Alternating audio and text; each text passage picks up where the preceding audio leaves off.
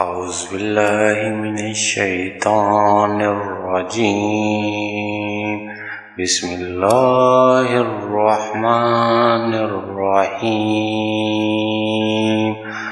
شروع اللہ کے نام سے جو بڑا مہربان نہایت رحم کرنے والا ہے۔ ایک شخص ہر روز رات کی تنہائی میں اللہ تعالیٰ کا ذکر کیا کرتا تھا۔ اس کام میں اس نے کبھی ناغہ نہ کیا تھا۔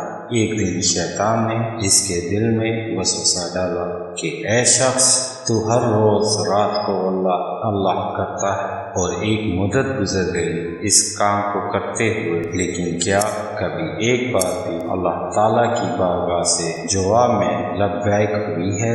تو کس عاجزی اور انکساری سے اللہ کی ضربیں لگاتا ہے، لیکن بارگاہ خداوندی سے تجھے ایک جواب تک نہیں آیا۔ اس شخص کے دل میں اس خیال کا آنا تھا کہ وہ پریشان ہو گیا اور شکستہ خاطر ہو کر لیٹ گیا۔ خواب میں اسے حضرت خضر علیہ السلام کی زیارت۔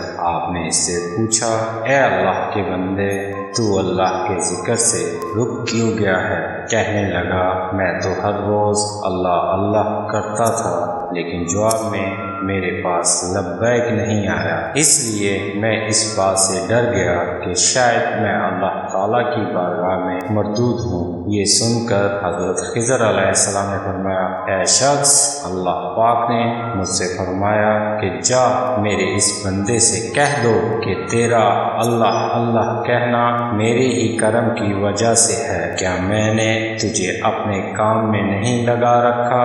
تیری طلب تڑپ مجھے سب پتہ ہے، میں تجھے بھولا نہیں ہوں، نہ ہی میں نے تجھے نظر انداز کیا ہے۔ تیری ہر پکار پر، ہر بار اللہ کہنے پر میں تجھے 1000 بار لبیک لبیک کہتا ہوں۔ تجھے یہ سوچ، یہ عمل، یہ طلب میں نے ہی دی ہے، میں نے ہی تجھے اس کام پر لگایا ہے۔ اصل میں تجھ سے زیادہ مجھے ہی تیرا اشتیاق و شوق ہے۔